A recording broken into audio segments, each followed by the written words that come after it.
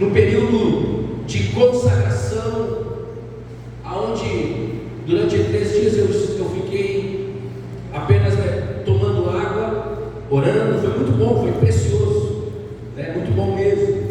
Deus falou comigo algumas coisas muito importantes para mim e para a igreja de uma forma geral.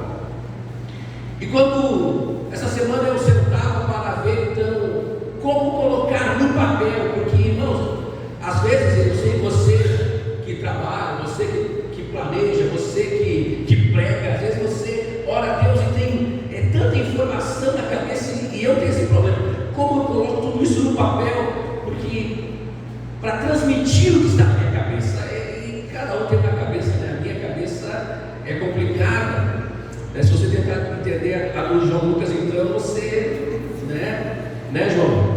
Nós temos uma forma de pensar, uma forma de analisar as coisas, né? E então, queridos, cadê tudo? Eu tenho que botar o cronômetro aqui, gente, senão eu me perco. Aí eu falo 3h30, quando é para falar só 2h30.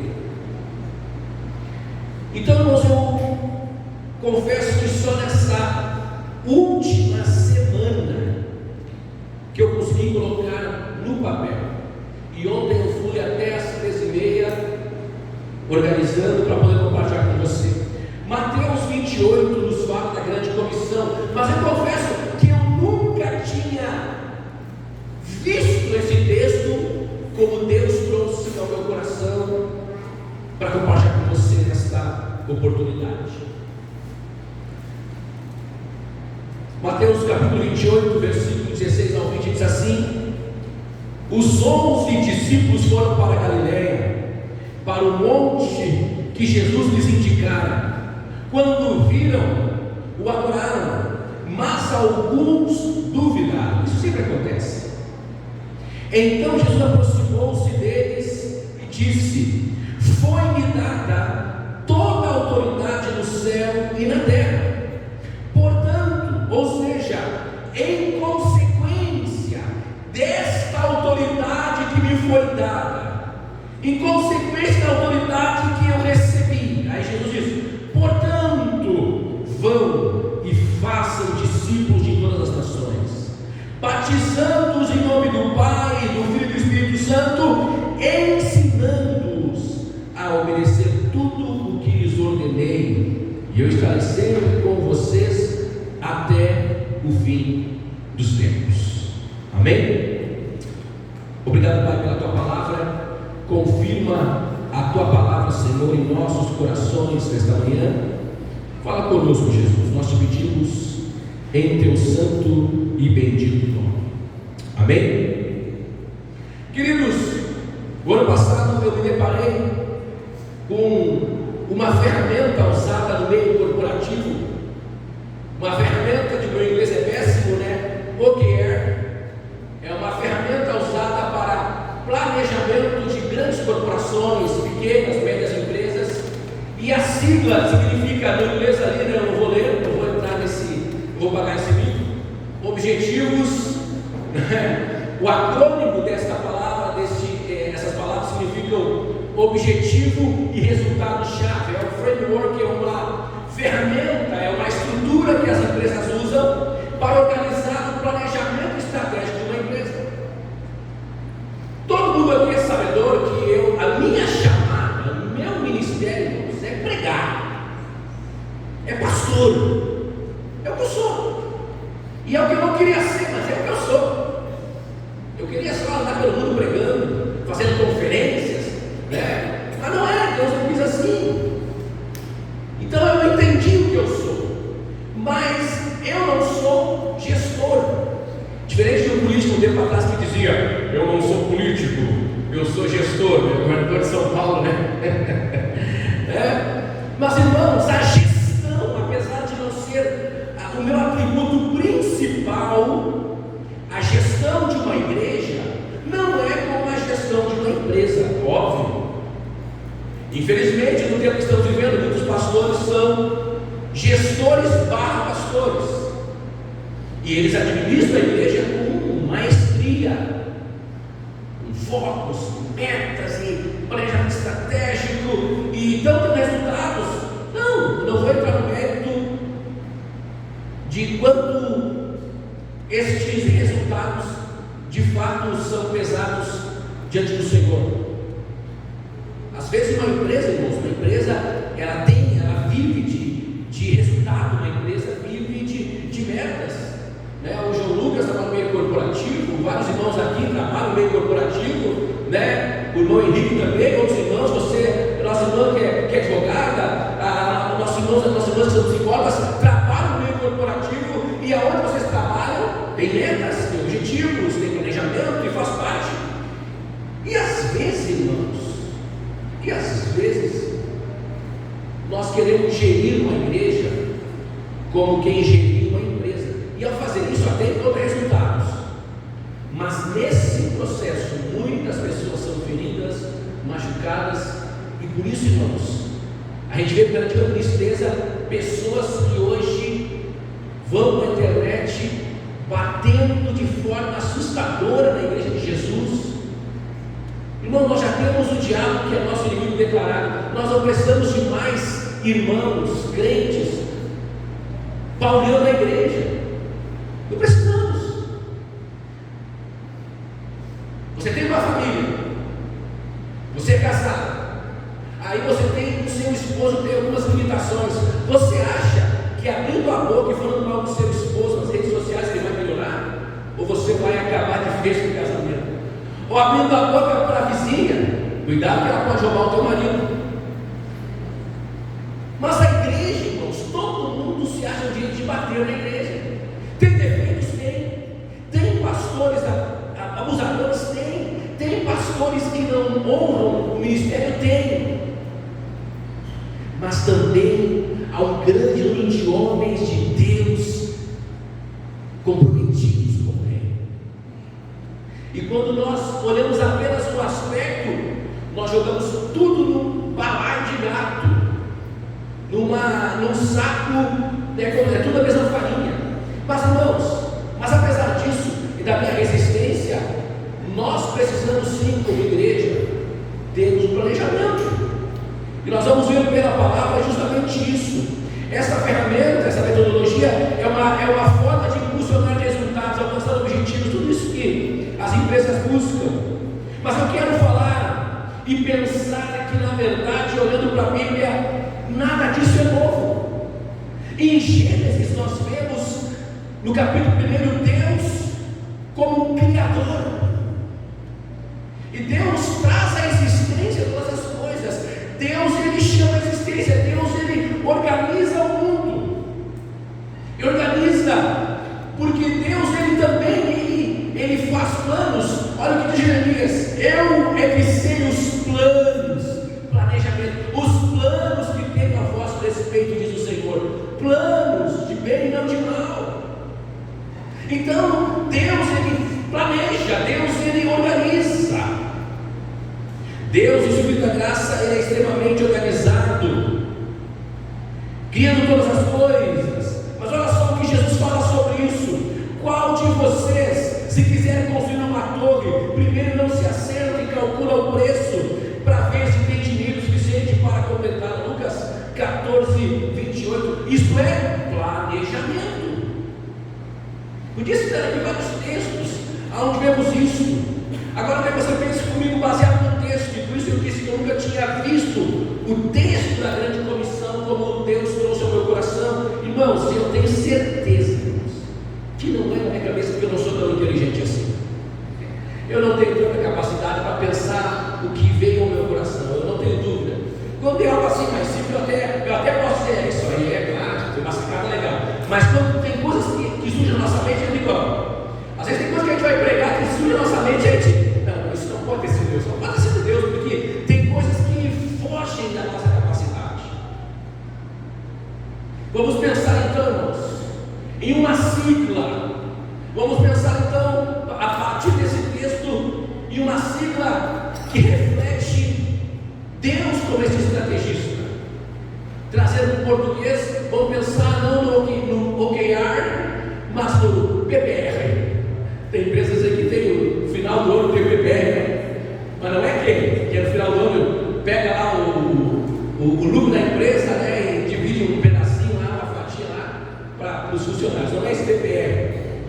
PPR fala de planejamento, processo e resultado. PPR.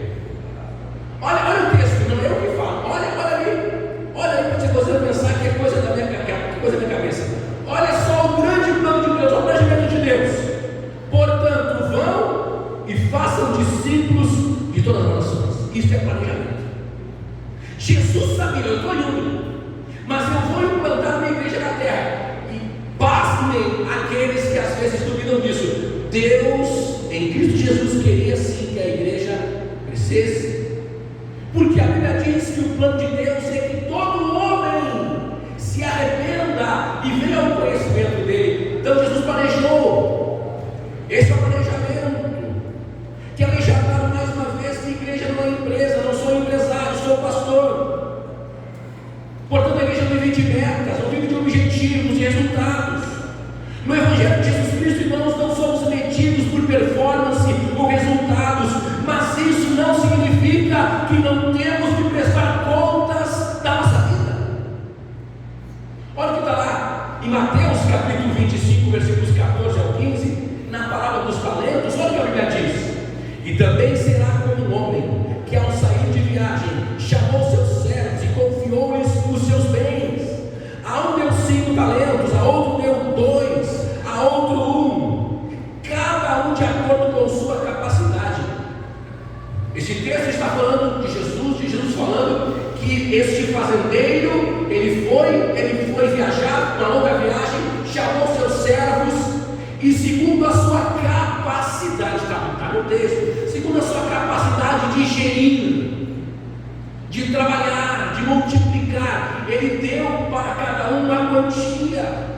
E talento aqui na Bíblia não é o talento de tocar, não. Talento aqui é dinheiro, era um valor alto de dinheiro, era um valor significativo. O talento era muito dinheiro, meus irmãos. E ele deu a um 5, a outro 2 e a outro 1.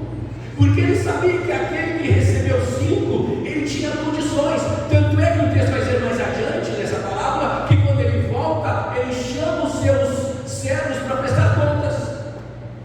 Chegou porque ele deu 5, e aí o que tu fez? Pai, eu fiz isso, fiz aquilo, eu multipliquei. Tu me deu 5, agora estou desenvolvendo 10. Aleluia. Servo bom e fiel, eu estou curioso do teu Senhor. E tu, Bacamarte? Ah, Senhor, o Senhor me deu 2. Mas seguinte, eu trabalhei, me esforcei, transformei em 4. Mas que beleza! Entra no gosto do teu Senhor. E tu, Joãozinho? Ah, Senhor Pedro, eu tenho cabeça. Eu sabia. O Senhor é aquele que cobra coisas, né? O Senhor quer resultado que o Senhor não plantou. O Senhor, e conhecendo o Senhor, o que eu fiz? Eu enterrei dinheiro. Sou bom. Então ele deu um momento, está aqui, eu sou aqui, está aqui, ó. O que o Senhor diz para ele? Servo mau e negligente, para não chamar de preguiçoso, né? Na minha versão, você podia ter dado aos banqueiros, pelo menos, ia multiplicar esse dinheiro. O que o Senhor fez com aquele moço? Mandou amarrá-lo e lançá-lo nas terras exteriores, aonde a planta rangia de terras. Esta parábola fala da vinda de Jesus, em que ele virá, e eu e você vamos prestar contas diante dele. Ah, pastor, mas eu não fiz muita coisa, porque tinha um pastor lá, que ele fazia isso na igreja dele, e aquilo me feriu. Claro que feriu, feriu eu também, feriu Jesus. Mas isso não é desculpa para mim deixar de fazer o que Deus chamou eu para fazer. Você está entendendo? Por que, irmãos? Porque cada um vai prestar individualmente contas para o Senhor. Eu estou deixando claro que eu não estou aqui de forma alguma, eu quero ser bem claro aqui. Não estou aqui pregando o endereço. Eu estou falando o que Deus falou comigo esses últimos meses. Eu tenho acompanhado um pastor, um homem de Deus, mas ele foi tão envenenado por um sistema religioso que ele fez parte. E hoje ele tem uma página na internet, e eu não vi que ele é homem de Deus, mas de cada 10 postagens que ele faz, 11 é falando mal da igreja. Mas ele é pastor de igreja. e agora está vendendo curso. Como reconhecer uma boa igreja? Então assim, a gente está aí, você está na internet, você ouve pessoas colocando mensagens, postagens no Instagram, que ferem você, e você começa a entrar nesse loop infinito com relação à vida com Deus.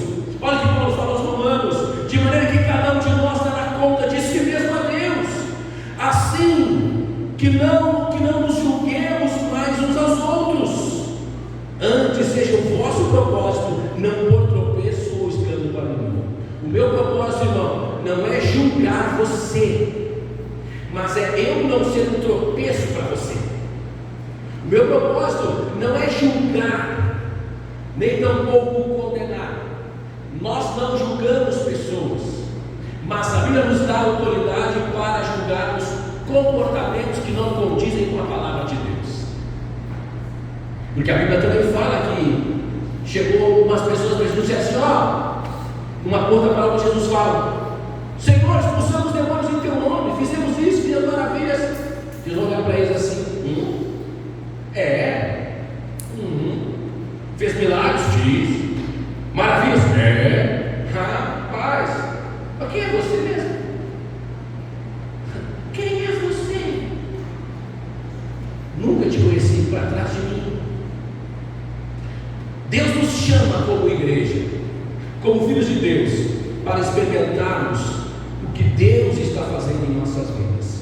Por isso, entenda, meu irmão, Deus também planeja, Ele dá sonhos, Ele dá projetos, Ele também quer nos levar como igreja a sonhar, a crescer em tantos níveis. Muitos irmãos aqui já sonharam e sonham e desejam, e nós sonhamos também. Um dia nós temos condições, temos recursos para podermos implantar uma escola com princípios cristãos em Soledade. É necessário, irmãos, não é algo para massagear a ego de pastor. Eu tenho falado com mães, com pais, que estão apavorados com a qualidade do nosso ensino na nossa cidade. Tem muita coisa que, por ser uma cidade pequena, não chegou aqui, mas que já é assustador em grandes cidades. A doutrinação de nossos filhos, a destruição de valores. Então nós temos esse sonho. É Deus que coloca. Agora temos que planejar para conseguir. Entenda, querido irmão, que justamente o planejamento, ele é o plano central do Senhor. Deus planejou: vão, ide por todo mundo, façam discípulos. Da onde? De todas as nações, todas as línguas, todos os povos. Vão. Façam discípulos. É o plano master, é o plano mestre do Senhor. O planejamento responde à seguinte pergunta: o quê? O que vamos fazer em 2024? Tinha um desenho do Pink e do Cérebro, 2 ratinhos, lembra, menino? O chefe já lembrou, né, chefe? Aqueles 2 ratinhos faziam planos mirabolantes, dava tudo errado. O desenho sempre terminava do mesmo jeito. Estava lá o Pink e o Cérebro frustrado. E aí o Pink, num tom jocoso: e aí, Cérebro, o que vamos fazer amanhã? Amanhã nós vamos conquistar o mundo. Igreja Batista de Soledade, o que vamos fazer em 2024? Nós vamos fazer discípulos, nós vamos fazer discípulos, nós vamos fazer discípulos, nós vamos fazer discípulos em nome de Jesus. Por que, pastor? O senhor quer igreja cheia? Quero! Ou você não quer? Você não é que nem a irmã que um dia chegou numa reunião de líderes, eu era pastor em Torres. Começamos com 5 pessoas, a igreja começou a crescer. Ela chegou para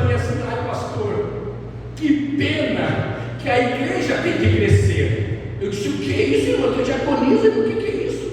Ai, pastor, quando era só nós 5, o senhor ia almoçar lá em casa, o senhor ia toda semana tomar um chimarrão comigo, agora o senhor está correndo, né? Porque o senhor tem que cuidar de mais pessoas na igreja, e o senhor não vai mais lá em casa se irmã, que egoísmo, irmã, tu que é um pastor VIP.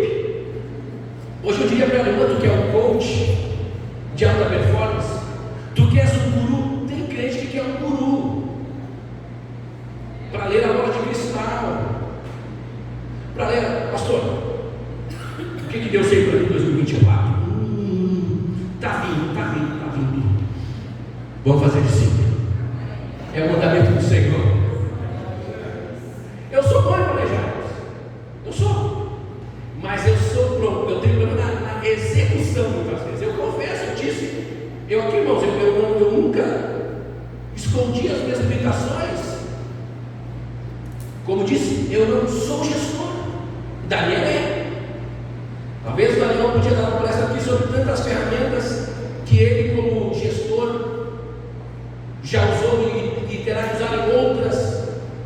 As mesmas ferramentas serão usadas em outras corporações para planejamento estratégico, para ver metas, para levar crescimento. Irmãos, deixando claro, por que nós não podemos, como igreja, também nos planejar e seguir os processos? Eu vou deixar falar sobre isso mais adiante. Então, eu até sou bom no meio de planejamento, mas no segundo desdobramento da grande comissão eu estou aprendendo, estou disposto a aprender. Algumas ferramentas que durante a faculdade eu aprendi, eu comecei a pesquisar para poder potencializar, para melhorar, porque, irmãos, eu venho de uma cultura onde no seminário, nos cursos de teologia, eu aprendi administração eclesiástica, era uma das disciplinas, planejamento entrava também, mas eram teorias do século passado, apostilas muito atrasadas. Hoje o mundo mudou, tudo mudou, nós precisamos crescer. Qual o próximo desdobramento então, como eu falei antes? Processo. Qual o processo então? Tá, ir de fazer discípulos todas as nações. Tá, qual o processo? Como? O processo responde o como. Como que nós fazemos discípulos? Batizamos em nome do Pai, do Filho e do Espírito Santo, e ensinando-nos a obedecer a tudo o que lhes ordenei. Veja, olha o processo para fazer discípulo. A pessoa vem na igreja, decide pelo batismo, aí nós fazemos assim, colocamos a pessoa numa classe de ensino. Geralmente, como às vezes o cronograma é apertado, damos ali 4 lições, as principais, para tirar algumas dúvidas, batizamos a pessoa, e depois te vira, avião. Está aqui a Bíblia, vai orar e vai ler a Bíblia. Eu fui formado assim, e muitos que estão aqui também.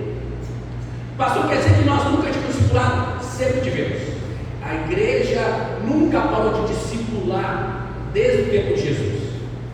Mas no tempo de Jesus, o discipulado ele era mais intencional, mais intensificado. Então, qual o processo então bíblico de fazer discípulos?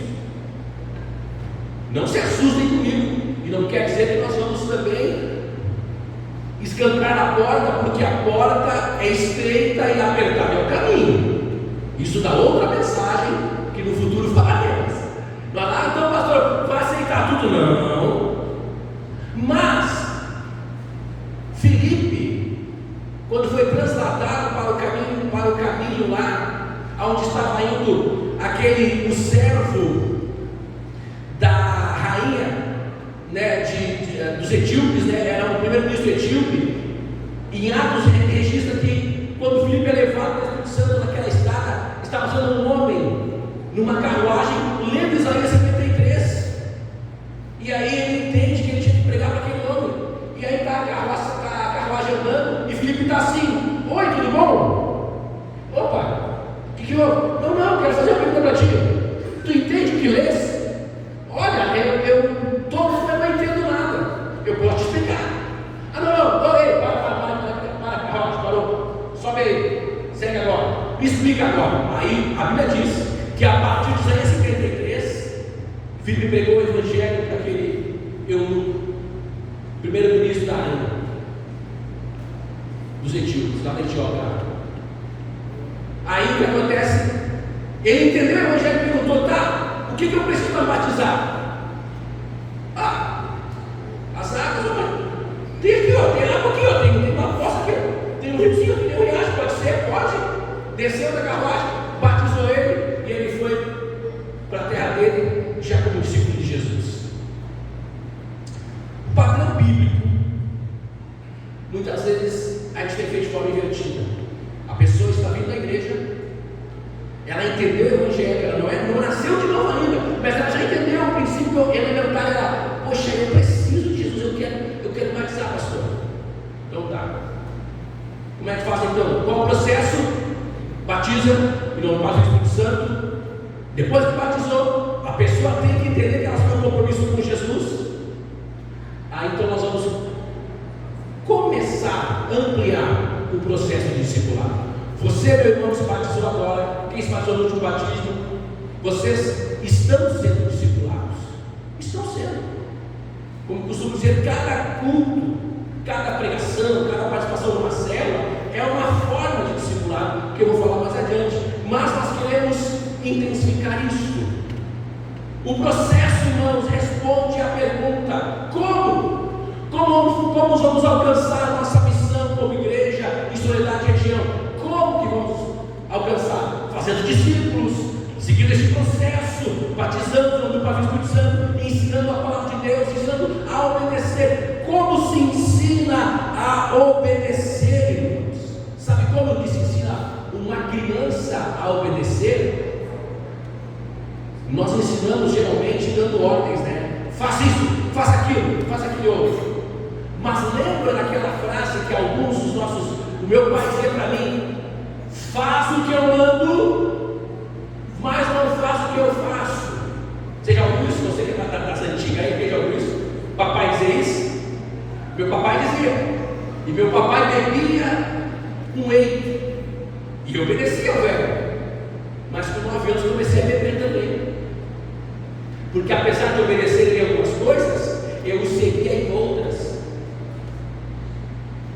Está dizendo o seguinte: olha, meu filho, faça o que eu mando, mas não bebe como eu. Mas essa parte eu não entendia. Faço o que eu mando, eu faço o que eu faço. Então, como se ensina alguém a obedecer a Jesus?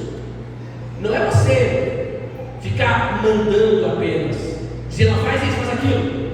É você ensinar o que a Bíblia diz. Diz isso. E eu que estou ensinando você, eu obedeço a palavra. E quando eu obedeço, você, pastor, eu faço de prega, que legal. Vou fazer também. Você está entendendo a dinâmica? Num discipulado onde um pastor ensina para a igreja: irmãos, sejam honestos e desonestos. O que vai gerar uma igreja? Irmãos, tenham olhos puros. E o pastor tem um olhar impuro, um olhar malicioso. Eu falei domingo passado, acho que foi na quinta-feira aqui no culto. Eu falei aqui, antes de conhecer Jesus, eu venho de uma cultura de muita malandragem no contexto familiar. Meus irmãos carnavalescos, meu pai era boêmio. Eu tinha uma mente muito poluída, muito maliciosa. Tudo para mim tinha duplo sentido. Quando eu me converti, eu disse: eu não quero isso. Hoje, irmãos, quando eu vejo algum crente com uma piadinha, com um sorriso meio amarelo, de duplo sentido, me dá vontade, meu irmão, de orar a Jesus. Crente não pode ter uma mente poluída. Lute contra isso. Imagina um culto, está o irmão sentado, aí ele chega assim, chega para o irmão: ô irmão, senta aqui. Lá ele, senta aqui. Que maldade, rapaz. E já vi isso em igreja. Não, eu estou dizendo, irmão, você tem que ir lá, eu estou dizendo. Não estou mandando sentar no meu colo. Mas a pessoa que tem a mente poluída e maliciosa, malicia tudo. Até o que o pastor fala. Quer ver uma coisa? Tem um texto que quando nós pregamos, nós pastores, se nós não mudar a palavra que a gente usa. No desafio de Elias, o texto em algumas vezes é assim, ó, que quando Elias derramou água, aquela água encheu o rego, que era o regaço, que era as valetas ao redor do altar. Mas se o pastor no culto, tudo que ele fala, e lê esse texto, e aí a água encheu o rego, vai ter um monte de crente dando risada. Tudo crente com cabeça suja, duplo sentido. Estou brincando ou estou falando sério? É verdade. Mas essas coisas vão entrando na nossa mente e a gente às vezes não percebe. Mas o Senhor quer nos levar a um novo nível. O processo nos leva a experimentar tudo isso. Meus irmãos, esta aqui, para quem está chegando agora, esta é a visão da igreja. A Igreja Batista de Soledade possui uma visão esta que aponta para onde queremos chegar e o que desejamos ser como igreja.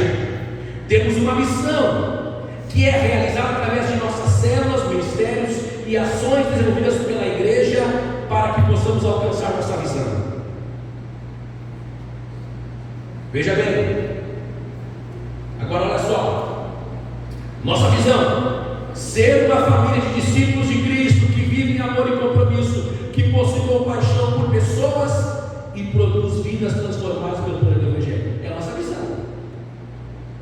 O que fala uma visão? É onde nós queremos chegar, é onde uma empresa que planejou, olha, nós queremos ser em Soledade a empresa do produto tal que mais venda na região este produto. É a visão do camarada. Ele vai planejar para chegar lá. Não é que ele já é. A Coca-Cola não nasceu gigante. A Toyota não nasceu gigante. Grandes corporações começaram na sala da casa. O próprio dono da Microsoft começou no quarto da faculdade que ele nem terminou. Ele estava na faculdade, começou ali um projeto ali. Pensou, planejou, criou uma missão e chegou lá. Então nós queremos sim como igreja, irmãos. Estamos longe, mas queremos ser uma família de discípulos de Jesus. Nós não queremos ser uma família de consumidores de ensino, de consumidores de louvor, de consumidores de música. Não, você não é um consumidor do Evangelho, você é discípulo de Jesus. E discípulo é aquele que anda na disciplina do mestre, no ensino do mestre, é um aprendiz. Nós não nos contentamos, irmãos, em apenas nós nos tornarmos pessoas para limpar o banco de igreja. Jesus tem mais para você. Talvez você não vai ser um pregador de estar aqui no púlpito pregando. Talvez você não vai ser um cantor de estar aqui cantando. Talvez você não vai ser alguém que vai estar tocando um instrumento, porque cada um tem um ministério, uma chamada específica. Mas todo crente deve ser um discípulo de Jesus, que vai gerar novos discípulos. Estou aqui para ter alegria, irmã Leonesta, fica de pé, irmã Leonesta. Irmã Leonesta, fica de pé. Irmã Leonesta, fica de pé um pouquinho. Que idade a irmã tem? 86. Obrigado, irmã. A irmã Leonesta, para quem não sabe, ela era a nossa líder de célula mais jovem. Está lá, olha ali, até hoje ela tem a célula dela ali, está lá. Até hoje. Está ali a célula dela, ainda hoje. Elas mandam recado ali, às vezes, né, a irmã Helena vai lá visitar ela, aí está com saudade da Maria, né? Eu te chamo Maria, eu vou na tua casa, mas eu tenho que vir na minha. Ela vem na nossa casa, né? Aleluia. Né? Irmãos, olha só uma coisa. Eu sei que no caminho, talvez, nós tínhamos um planejamento. Há anos atrás, quando nós começamos a trabalhar com célula, para quem não sabe, nós tivemos momentos aqui em que nós tivemos as 3 galerias cheias dos nossos cultos. Nós planejamos, nós tínhamos um processo. Qual era o processo? Pastor, eu quero ser líder de célula. Então você vai passar por esse processo. Isso, tá. É ou não é? Tinha processo. Tivemos resultado? Tivemos, irmãos. É inegável. Eu falava, essa semana eu falava com o Vando, e o Vando lembrou meu coração. Né? A gente falando né, que algumas pessoas que nós comentamos assim, se nós não tivéssemos a célula naquela época, apesar dos problemas, tal pessoa não estaria mais na igreja, e nós falando, aí quando eu estou saindo, depois de orar com o Vando, eu falo assim, pastor, pior que eu estava falando com a Fabiana, está me dando uma saudade, aleluia! Irmãos, nós queremos, dentro dessa nossa missão, através de nossas células, aproximar pessoas de Jesus, torná-las membros integrados da família de nossa igreja, ajudá-las a desenvolver maturidade para tornarem-se discípulos frutíferos e capacitá-las para o ministério de modo a glorificar a Deus. Nós tínhamos um chavão, uma frase que sintetizava tudo isso. Já vou terminar aqui. Tá bom? Bom, a frase que sintetiza a nossa visão e a nossa missão era essa frase que a gente usava. A igreja para a missionalidade quer o quê? Ganhar pessoas e cuidar bem delas. Eu não vi um amém. Agora não vai. Agora já passou o time. Você tem que pegar o time. Até para glorificar Deus tem um time certo. Ganhar pessoas e cuidar bem delas. A pergunta de $1 milhão. A pergunta: será que temos feito isso? Até a pandemia, irmãos, quando a gente estourou a pandemia, nós mantivemos as nossas células por um ano nos aplicativos, através do Meet.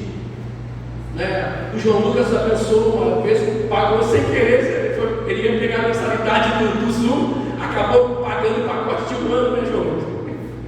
O Zoom tinha mais recursos e aí ele emprestava para a igreja. Nós fizemos culto de oração pelo Zoom. Eu fiz treinamento com pastores da nossa denominação, de todo o estado, eu era líder do setor. Nós fizemos reuniões setoriais pelo Zoom.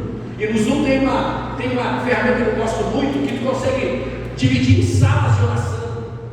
E nós fazíamos isso agora vamos para a sala de oração. Aí dentro do Zoom ficava 2 pessoas orando uma pela outra, conversavam um pouco e oravam. Nós usamos as tecnologias, mas depois de um ano ficou cansativo para os líderes.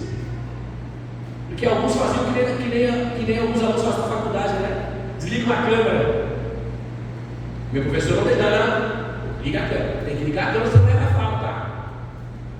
Aí ficava lá, e o líder lá falando para as paredes, né? Aí eu fico desgastante. Aí acabamos que nós demos uma freada. No ano passado, nós contamos com 5 células, mais ou menos. Uma delas agora já é igreja, né? Betânia, terça-feira, primeiro culto da congregação, né? Na casa da Betânia. Começou com uma célula. Irmã, eu vou ter que te dizer uma coisa. Olha o que eu vou dizer em nome de Jesus. Aquele bairro vai crescer muito por causa do asfalto.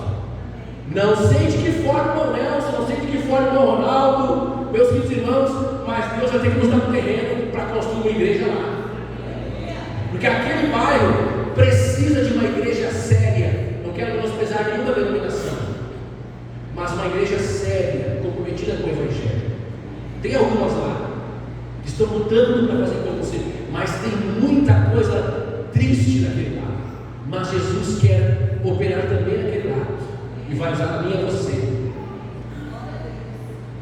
Mas dessas células em que esse ano nós temos, os líderes ficaram bem tranquilos, nós não criamos um processo, não tinha uma dinâmica, né? Cada um compartilhar a palavra do seu jeito. Esse ano nós vamos reorganizá-las. Ninguém é obrigado, mas vou dizer para vocês uma coisa: das pessoas que se batizaram no último batismo, no meu cálculo, olhando por alto, no máximo 2 delas, ou 3, não são frutos de célula. As outras 7, tudo é Inclusive o Anderson, que é remanescente das células passadas, né? Tu demorou esse caminho mesmo, meu velho. O Anderson é remanescente das células lá atrás, né, irmão? Lá atrás. Foi discipulado. Passou por aquele quadro pesado. Calma, gente. Fala assim para vocês, já certo? Calma. Nós vamos ter reuniões com a criança este ano. Nós vamos trabalhar de forma estratégica, sem pesar ninguém. E é por isso, irmãos, que neste ano, teremos nossas reuniões com a criança, com a igreja, para melhorar o nosso processo. E é por isso que esse será o ano do discipulado. Estaremos neste ano, escute isso, gerando através da palavra de Deus uma cultura de discipulado. Não um programa, mas obviamente criar uma cultura que fará parte da vida da igreja. Para isso vamos precisar trabalhar, irmãos. Nós vamos gerar neste ano uma cultura, ou seja, entendermos na prática o discipulado cristão. Pastor, mas e aí, pastor? Como é que vai ser? Vai ter aqueles negócios de uma vez por ano? Não. Risca na sua cabeça isso. Risca na sua. Nós vamos criar uma cultura de discipulado para crescermos juntos. Não é esse o folder está pronto, mas não ficou pronto. Ano do discipulado, 6 meses que fiz nessa madrugada, eu sou péssimo em arte. Eu peguei o Canva lá, e o Canva, dá a mão e joguei e deu isso aí. O ano do discipulado. O que eu fiz, Jesus? Olha só, e nosso processo de discipulado, irmãos, deve acontecer em 3 eixos de formação espiritual: pessoal, através de Cristo agindo na pessoa, gerando experiências espirituais nos movimentos de um caráter elevado; educacional, através do ensino de conteúdos relevantes da fé cristã; e relacional, através da interação, do relacionamento com outras pessoas para edificação, mútua e capacitação para o exercício do ministério. Vou traduzir.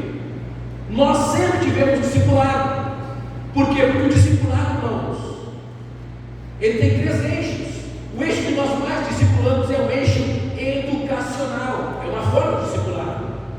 Escola dominical, que nós tínhamos, as lições das células, a pregação de domingo, tudo isso é discipulado. Hoje aqui é um discipuladão em grupo. Nós adotamos para o nosso culto de quinta-feira, culto de oração e ensino. Este ano, irmãos, tivemos a primeira aula agora, primeiro culto de oração e ensino do ano, com a revista de adultos e irmãos. Pense nas lições poderosas. Irmãos, nós não podemos. Eu sei que você diz assim, irmãos, nós vamos recomeçar a escola dominical e até uma meia dúzia quer querer, mas depois dessa meia dúzia vai ficar sozinho dando aula para minha esposa. E nós não vamos ser ignorantes a esse ponto. Mas a quinta-feira é o culto que nós estamos destinando. Não é escola, mas é oração e ensino.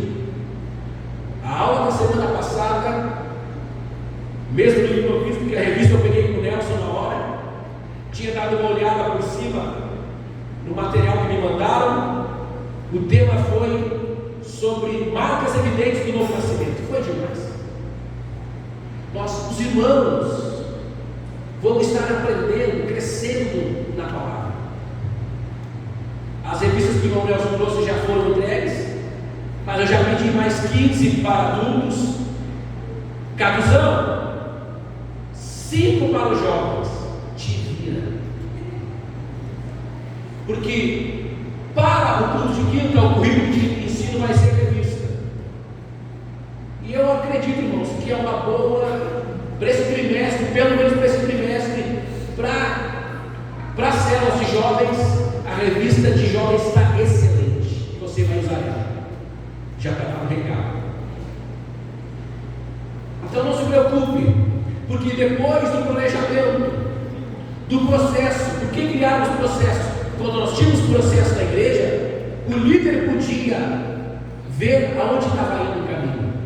E quando não tem processo, o planejamento se perde.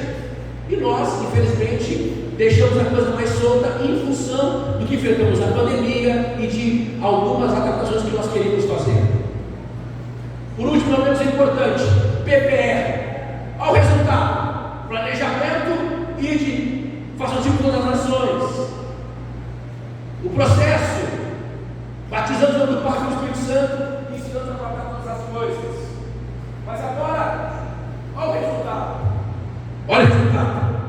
Eu estarei sempre com vocês até o fim dos tempos. Você quer experimentar a presença de Deus na sua vida, na sua atividade? Irmãos, você tem que entender a Bíblia de forma completa. Se eu pegar esse versículo isolado ali, olha a promessa de Jesus: eu estarei sempre com vocês até o fim dos tempos. Aí está o cara lá na balada, Jesus está comigo. Não, não está não, filhão. Está o cara lá pecando, Jesus está comigo. Não. Esta promessa de estar conosco todos os dias é em consequência, é o resultado de um crente que é discípulo de Jesus. É resultado de um crente, do cristão, do servo de Deus. Porque não, escute uma coisa: a palavra cristão aparece 3 vezes em toda a Bíblia, no Novo Testamento. A palavra discípulo, em algumas traduções, 260 vezes. 260 contra 3.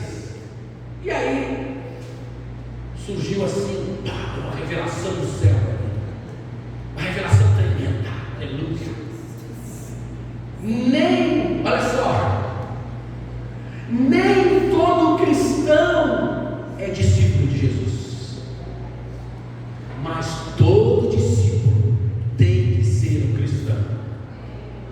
Discípulo de Jesus, né? Discípulo de Buda, né? Mas todo cristão, todo discípulo de Jesus tem que ser um cristão. O resultado de você experimentar em 2024 a presença de Deus na sua casa, na sua família, no seu trabalho, aonde você for, vai ser o resultado do planejamento, dos processos de Deus na sua vida. O resultado vai ser você experimentar o melhor de Deus para a sua vida. Amém? Vamos colocar de pé, meus irmãos. Jesus garante a sua presença. Jesus garante a sua presença em nossa jornada. A presença dele é a garantia de que teremos êxito. A obra é dele, o reino é dele, nós somos dele. Sua presença em nossa vida nos levará a nos tornarmos discípulos que geram discípulos pelo poder do Espírito Santo. Neste ano, escute isto: neste ano Deus nos levará a colher o que temos plantado em seu reino, e nos levará a experimentar um tempo de crescimento em todos os níveis, como igreja e como discípulos de Jesus. Aos irmãos que se batizaram no último batismo, eu tenho recado de Deus: sejam bem-vindos a uma família imperfeita, mas que está sendo aperfeiçoada pelo Senhor. Uma salva de palmas, irmãos, vão ser recebidos daqui a pouco aí. Sejam bem-vindos. Aleluia. Você no processo talvez vai ver que nem tudo é perfeito, mas você já está sendo avisado desde sempre. Somos uma família que está caminhando neste processo com o Senhor, para nos tornarmos uma família de discípulos comprometidos com Jesus. E aí, irmãos, nós não vamos apenas ganhar pessoas como temos ganhado, nós vamos cuidar bem delas. Eu não quero apenas que você venha à igreja e se converta e seja membro da igreja. Eu quero que você seja bem cuidado, amado. E a melhor forma, irmãos, não adianta, já está mais do que provado. Eu sei que há controvérsias, eu sei que nem todo mundo concorda, é um direito seu, mas a época em que mais nós cuidamos bem de pessoas aqui nesta igreja foi através das nossas servas. Tem pessoas que são fruto disso que estão aqui hoje. O discipulado pessoal aponta para você a sua vida com Deus.